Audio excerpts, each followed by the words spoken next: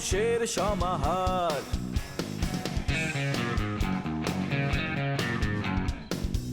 ভেতর আর বাহিরে চলছে উৎসব অপেক্ষার। এই শহরের হাজারো বাড়ির মতো নিয়ে হাসি কান্নার গল্প যত। এই শহরের হাজারো বাড়ির মতো নিয়ে হাসি কান্নার গল্প যত। প্রতিবার এখানে বেজে যায় কলিং বেল।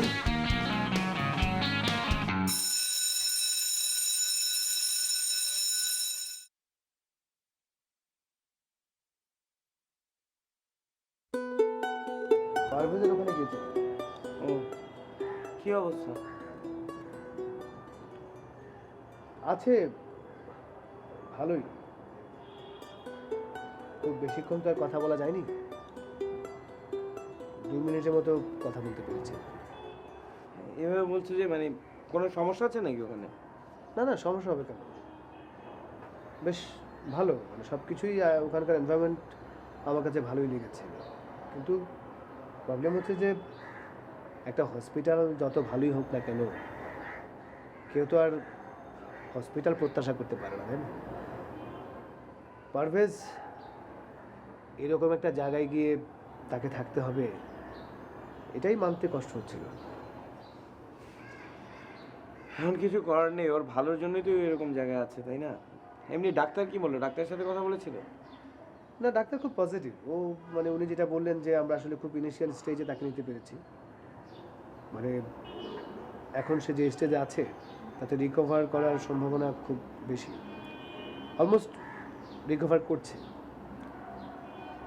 রিকভার করলেই ভালো, কিন্তু ওই রিকভারি করে আসার পরে ওকে আমাদের চোখে চোখে রাখতে হবে। কি করে যে ও হঠাৎ করে এরকম একটা পথে চলে গেল বুঝতে পারলাম না। ওকে আসলে আমাদের চোখে চোখে রাখা উচিত ছিল চাচা। বোঝা যায় না আসলে, আমরা তো কেউ কখনোই কোনো কিছু নেগেটিভ ভাবতে চাই না। হয়তো ছোটোখাটো বিষয় যে আমাদের চোখে লাগেনি তা কিন্তু নয়, কিন্তু আমরা ইগনোর করেছি। আমরা সবাই এই কাজটা করি। আমার মনে হয় না যে আসলে কোনো কিছু ইগনোর করা উচিত না। এটা যে আস্তে আস্তে এইভাবে একটা বাসা বাঁধতে পারে সেটা তো তোমার নিজেরাই দেখলাম। থাক, আমি একটু ভাইয়ের সাথে কথা বলবো।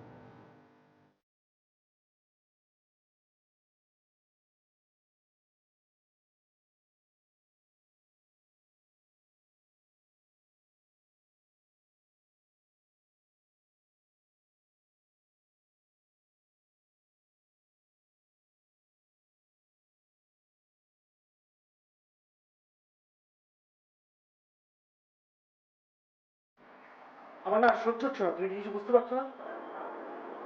কি সহ্য হচ্ছে না? আর হ্যাঁ, আমি বুঝতে পারছি না, সে কারণে তো জিজ্ঞেস করছি, কোনো সমস্যা?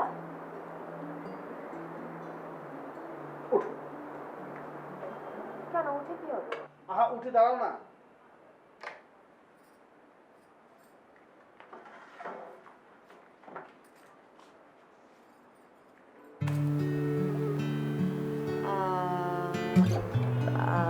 আসলে আমি যা ভেবেছি তাই তো ঠিক। তোমার তো হার্টবিট অনেক বেড়ে গেছে, প্যালপিটেশন হচ্ছে, তাই না? আমার মনে হয় তোমার প্রেশার হাই। আসলে কদিন ধরে তুমি এত স্ট্রেস নিয়েছো, ঠিকমতো ঘুমাচ্ছ না। তুমি না রেস্ট নিলেই তোমার সব ঠিক হয়ে যাবে। তুমি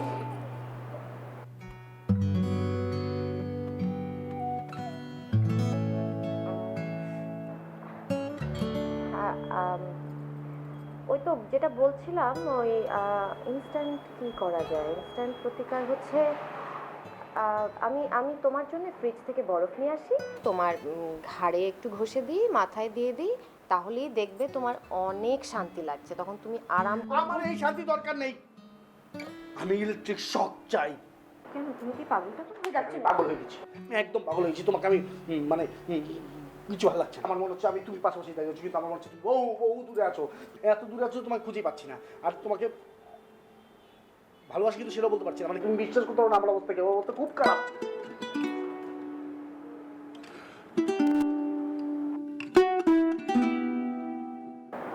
এখন কি তোমার একটু ভালো লাগছে? একটু কমেছে? এখন কি মনে হচ্ছে যে আমি তোমার কাছে আছি? হ্যাঁ, এখন কি অস্থিরতা একটু কমছে?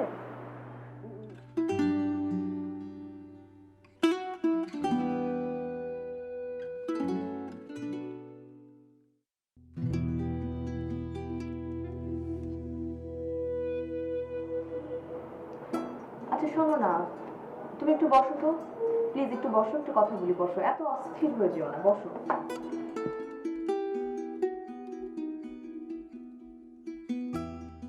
দেখো আমি বুঝতে পারছি তুমি অনেক আপসেট, আপসেট হওয়াটা স্বাভাবিক, কিন্তু যেটা হচ্ছে পারভেজের জন্য যেটা করা হচ্ছে এটা ওর ভালোর জন্য হচ্ছে, ব্যাপারটাকে খুব স্বাভাবিকভাবে নাও। দেখো পারুল, পারভেজ ছোটবেলা থেকেই অনেক স্বাধীন চেতা, মানে কোনো ধরাবাধা নিয়মে তাকে আটকে রাখা যায় না। ও নিজের ইচ্ছে মতো ঘুরেছে, নিজের ইচ্ছে মতো খেয়েছে, খেলেছে। আজকে আজকে তাকে একটা ধরাবাধা নিয়মের মধ্যে থাকতে হচ্ছে। জানো না, এটা এটা আমি আমি না ঠিক মানতে পারছি না। দেখো যেটা করা হচ্ছে সেটা কেন বলো, ও না বকে গিয়েছিল তাই না, ও খারাপ মানুষের সাথে মেশা শুরু করেছিল, এই ফ্যামিলির বদনাম হচ্ছিল, ও অসুস্থ হয়ে যাচ্ছিল, তো যেটা আজকে করা হয়েছে ওকে রিহ্যাবে রেখে আসা হয়েছে, এটা তো ওর ভালোর জন্য, এটা আমাদের সবার ভালোর জন্য। তোমাকে কি রাখা হয়েছে রিহ্যাবে? ইসাককে নিয়ে যাওয়া হয়েছে? কাউকে না, পারভেজকে। দেখো আমার কথাটা শোনো, তুমি দেখবে ও যখন ফিরে আসবে ও খুব সুন্দর একটা জীবনযাপন করতে পারবে, এটা আমাদের সবার দেখতে ভালো লাগবে। জানো পারুল, ওকে ছোটবেলা যখন দোকান নিয়ে যেতাম, ওকে বলতাম চাচ্ছু এই চকলেটটা খাবে, ও বলতো না, আমি আমার পছন্দ মতো চকলেট খাবো। প্লিজ তুমি এতটা মহর্ষ হয়ে যেও না প্লিজ।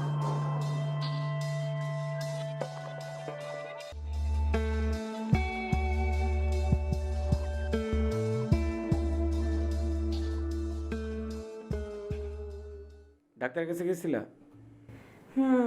গিয়ে আসলাম। তোমার আর জিজ্ঞেস করার দরকার কি? আমাকে কি কখনো নিয়ে যাও তুমি?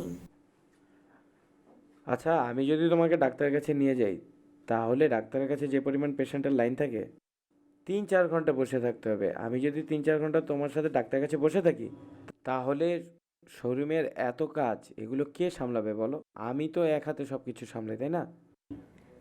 তুমি তো বিজি মানুষ, তো আমাকে তো জিজ্ঞেস করারও তোমার দরকার নেই, তুমি থাকো তোমার শোরুম নিয়ে। আচ্ছা, তুমি কি এখন পর্যন্ত আমাকে নিয়ে কখনো ডাক্তারের কাছে গেছো বলো? সবসময় আসার পর জিজ্ঞেস করো একটাই কথা, কি হয়েছে, রিপোর্ট কেমন হলো, মানে সবসময় এরকম রুটিন কোয়েশ্চেন করার তো কোনো মানে হয় না। আহা, তুমি তো রাগ করে কথাগুলো বলছো। তুমি আমাকে বলো, আসলে মানে আমি না থাকলে দোকানের কাজগুলো কে সামলাবে বলো? আমি কি তোমাকে মানা করছি কাজ করার জন্য? করো তোমার কাজ, আর তোমার কি কি লাগবে আমাকে বলো, আমি প্রিপেয়ার করে দিই। তোমার রান্না লাগবে, তোমার লাঞ্চ করতে হবে, আমি সব কিছু রেডি করে ওই ইলিয়াস কাঞ্চনের হাত দিয়ে পাঠিয়ে দিই, তাহলেই তো হয়ে গেল। বাসা তো দরকার নাই। হ্যাঁ, বুঝতে পারছি। তুমি তো আমাকে একটা আইডিয়া দিলা, আমি তোমাকে এর থেকে বেটার একটা আইডিয়া দিই। হ্যাঁ, তুমি তো বাসায় বসে বসে রেস্টই নাও। হ্যাঁ, তো তুমি একটা কাজ করতে পারো, তুমি আমার শোরুমে চলে আসো। মানে তুমি তো আমার বেটার হাফ, আমি তোমার বেটার হাফ, আর আমরা তো ফুল টাইম একসাথে থাকতে পারতেছি না। তুমি যদি সকালবেলা আমার শোরুমে চলে আসো, সেখানে তুমি রেস্ট নিতে পারলা, তখন আসলে ইউ বিকাম মাই বেটার ফুল। সবসময় ফুল টাইম আমার সাথে থাকলা, দেখা গেল যে আমি ওখানে ব্রেকফাস্টের জন্য একটা ব্রেক নিলাম, তারপর দেখা গেলো যে একটা টি ব্রেক নিলাম, লাঞ্চ টাইমে লাঞ্চ ব্রেক নিলাম, তারপর আমি কাজের ফাঁকে ফাঁকে তোমার সাথে সুইট করে কথা বললাম। আমি যখন কাজে থাকলাম, তুমি তখন দূর থেকে তাকালা, সুইট করে হাসি দিলা, আমি আবার দূর থেকে তোমার দিকে তাকালাম, সুইট করে হাসি দিলাম।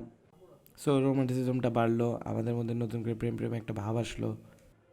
সো বেটার না, দেখা গেল যে আমরা বেটার হাফ থেকে ফুল টাইম বেটার ফুলে গেলাম। আচ্ছা, তোমার মাথায় এত বুদ্ধি, মানে তুমি আমাকে এত ভালোবাসো যে এত সুন্দর একটা প্ল্যান করে ফেলছো না?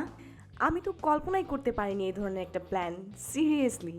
আমি কিন্তু তোমাকে সিরিয়াসলি বলছি কথাটা, তুমি কিন্তু সিরিয়াসলি নিচ্ছ না জিনিসটা। তুমি কিন্তু আরেকটা কাজ করতে পারো, আমার শোরুমে কিডসজন আছে, ওখানে গিয়ে তুমি থাকলা, মানুষজন আসবে, গুডুম গাডুম গুলটু গালটু বাচ্চাদেরকে নিয়ে আসবে কিডস ওয়্যার কিনে দেওয়ার জন্য। তুমিও ওটা দেখে ইন্সপায়ার থাকলা, আর আমিও এটা ভেবে ইন্সপায়ার থাকলাম যে না, আমি আমার বউ টেক কেয়ারটা করতে পারতেছি, আমার বউ আমার কাছাকাছি আছে, আমিও কাজটা ঠিক করে করতে পারলাম।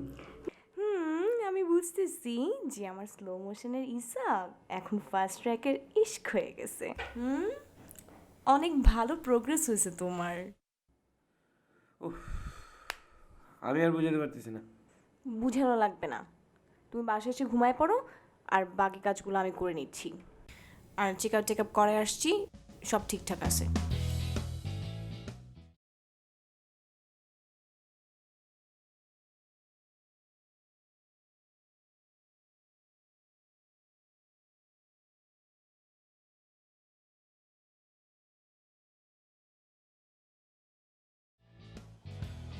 আচ্ছা, কি অবস্থা, কি দেখলা বলো তো?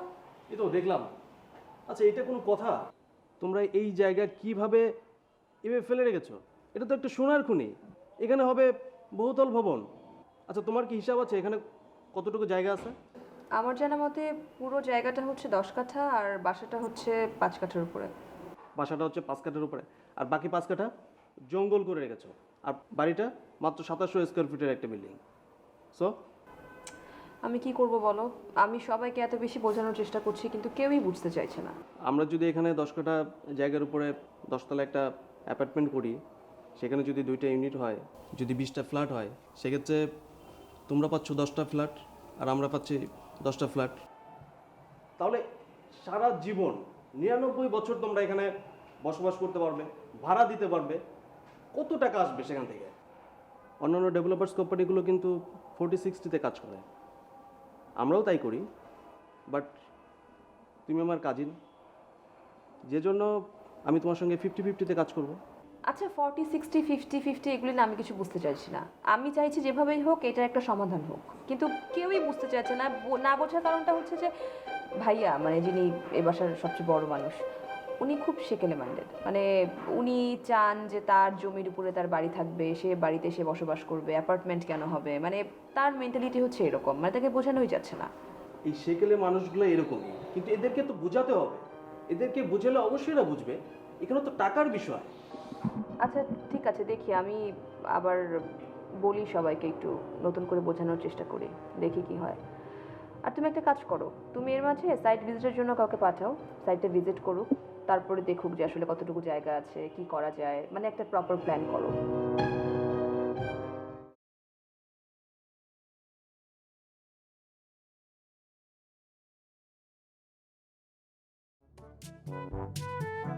দেখছো ভাইজান, বাড়িটা কিরকম চেঞ্জ হয়ে গেছে। এতদিনে মনে হচ্ছে এটা মানুষের বাড়ি। মানুষ হয়েছে বাড়িটা। মানে এতদিন অমানুষের বাড়ি ছিল এটা। একরকম সেরা নেই। তুমি বিয়ের আগে যে কি বিশেষ ছিলে, ওরে আল্লাহ রে আল্লাহ। আমি তোমার ঘরটা গুছাই রাখতাম বলে মনে হতো যে মানুষের ঘর। উফ, তোমার জিনিসপত্রের ধুলো, তোমার বইয়ে ধুলো, তোমার বইটা যদি আমি না মুছতাম, তা মনে করো সারা জিন্দগি মনে হয় তুমি মুছতে না। আর এই যে চাদর বসা যেত খাটে, চিমটে দিলি ময়লা উঠতো। আর তোমার ঘরের মধ্যে তো ঢুকাই যেত না। এই তুই বলো বেশি বেশি বলতেছিস। বেশি বেশি বলতেছি? এই দেখো, তুমি এরকম পিচেস ছিলে বলে তো আব্বা আম্মা তোমার সব সময় বকতো। আমি যদি গুছাই না রাখতাম, তুমি তো ঝাড় খেতে ঝাড়। এখনো তুমি পিচেস, মনে করো তুমি এক পিচেস, বিয়ে হয়েছে আর এক পিচেসের সাথে। ওরে মা রে মা, দুজন একই সমান।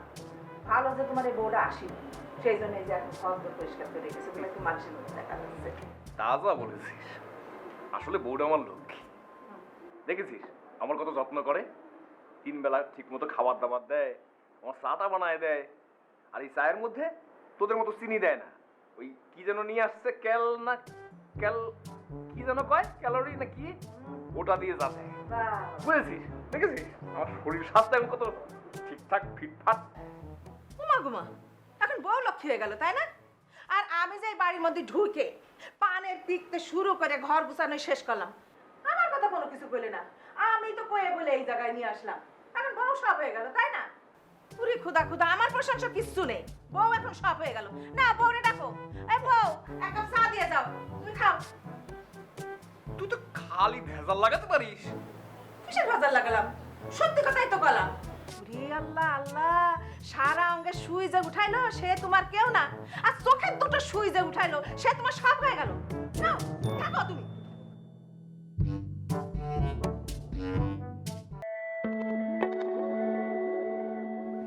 কি ব্যাপার দুপুরে ফোন দিয়েছিলে জরুরি?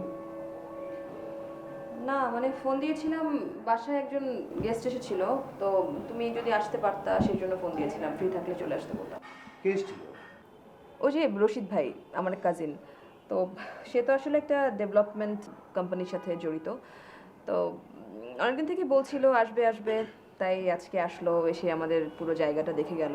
আমি তাকে বলেছিলাম যে আসলে আমাদের অনেক জায়গা ওয়েস্ট হচ্ছে, প্লিজ কোনো কিছু করা যায় কিনা। তো সে আসলো, এসে দেখলো যে হ্যাঁ 10 কাঠা জায়গা, সেখানে মাত্র 5 কাঠার উপরে একটা বাসা, 5 কাঠা জঙ্গল হয়ে পড়ে আছে।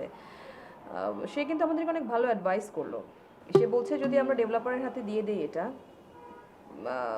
10টা ফ্ল্যাট পাবো, 10টা ফ্ল্যাট যদি আমরা পাই সবাই ভাগ করে নিতে পারবো, অনেক লাভজনক হবে। আর তাছাড়া তার কোম্পানি থেকে যেহেতু করবে, অন্য জায়গায় সে 40-60 দেয়, আমাদেরকে 50-50 দিবে, প্লাস অনেক ক্যাশ টাকাও পাওয়া যাবে। তাই ভাবলাম জিনিসটা অনেক লাভজনক হবে। দেখো পারুল, সবসময় সব ভালো করতে হয় না। এই বাড়িটার সাথে, এই জায়গাটার সাথে আমাদের প্রত্যেকের কি পরিমাণ স্মৃতি জড়িত তুমি জানো? আমাদের ইমোশন জড়িত, আমাদের আনন্দ, বেদনা, দুঃখ, হাসি, কান্না সব কিছু জড়িত। এটাকে তো আমরা এইভাবে ভাঙতে দিব না। মানুষের ইমোশনকে একটু বোঝার চেষ্টা করো পারো। সব কিছু নিয়ে খেলা করা যায়, ইমোশনকে নিয়ে না। এরকম একটা ইমোশন সবার জড়িত এখানে। আর তুমি হুট করে কাকে নিয়ে আসলে আবার বলছো 50% সুবিধা দেবে? কে বলেছে তোমাকে?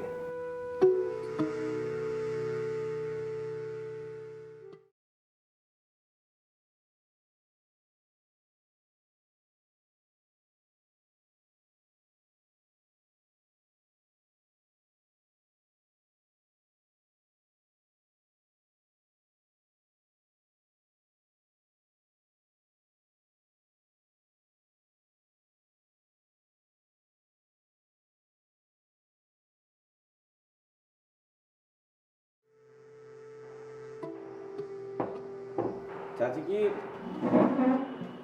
ইন্টেরিয়রের উপর কোনো ওয়ার্কশপ শুরু করেছেন নাকি? আমার ইন্টেরিয়র সেন্স খুব ভালো, ওয়ার্কশপ করতে হয় না আমাকে। যদি সুযোগ থাকতো তোমাদেরকে দেখাতে পারতাম, এই পুরো বাসাটাকে সম্পূর্ণ চেঞ্জ করে দেখাতে পারতাম তোমাদের। সেটা তো দেখতেই পাচ্ছি, যে পরিবর্তন করেছেন ওটা দেখলেই বোঝা যায় আপনার সেন্স কত ভালো। তবে বেশি পরিবর্তন করতে চাই না। কি বলতে চাইছো স্যার? দেখলাম ডেভেলপারের একজন লোক এসেছে, মাপঝোঁক করছে বাসা বাড়ি। ও ও আমার কাজিন রশিদ এসেছিল বাসায় আমার সঙ্গে দেখা করতে। তো দেখে বলল যে এত বড় একটা জায়গা, সেখানে মাত্র 2 তলা বিল্ডিং করে রাখা আছে, যদি এটা ডেভেলপারের হাতে দিয়ে দেওয়া যায় তাহলে ডেভেলপাররা ডেভেলপ করতে পারবে, অনেক বড় বিল্ডিং হবে, সেখানে সব কিছুই অনেক লাভজনক হবে। সেটাই, আপনার ইন্টেনশন তো আমি খুব ভালো করেই জানি, তাই না? আপনি তো আগে থেকেই এটা মাইন্ডসেট করে রেখেছেন কি করতে হবে না করতে হবে, সেই অনুযায়ী ফিউচার প্ল্যানিং অনুযায়ী আপনি সব কিছু করাচ্ছেন, করছেন, তাই না? দেখো ইসাক, এখানে কিন্তু আমি শুধু আমার বেনিফিটের কথা চিন্তা করছি না, সবাই কিভাবে বেনিফিটেড হবে সেটা নিয়েও আমি ভাবছি। আমি একার বেনিফিটের কথা কিন্তু একটা বারও ভাবছি না। ও বাপ রে বাপ, আপনি আমাদের বেনিফিটের কথা এত ভাবেন চাচি। আপনি যে কোন বেনিফিটের কথা ভাবেন সেটা তো আমরা খুব ভালো করেই জানি। আপনি দয়া করে একটু কম ভাবেন আমাদের বেনিফিট নিয়ে। ইসাক, তুমি কিন্তু অনেক বেশি ফালতু কথা বলছো, বুঝতে পারছো? আমি মোটেও ফালতু কথা বলছি না, যেটা কথা বলার দরকার সেটা নিয়ে কথা বলছি। তোমরা না সবাই যে শুরু করেছো এই বাসার, আমার মনে হয় না ইসাক যে বাসায় আমার আর বেশি দিন টেকা যাবে। আমাকে বাসা থেকে হয়তো চলে যেতে হবে, কারণ আমি তোমাদের সবার ব্যবহার এত বাজেভাবে, তোমরা আমাকে সবসময় দোষারোপ করতে থাকো, আমাকে বোঝো না। আমার মনে হয় না আমি থাকতে পারবো আর সার্ভাইভ করতে পারবো এই বাসায়। এখান থেকে চলে যাওয়াটাই বেটার।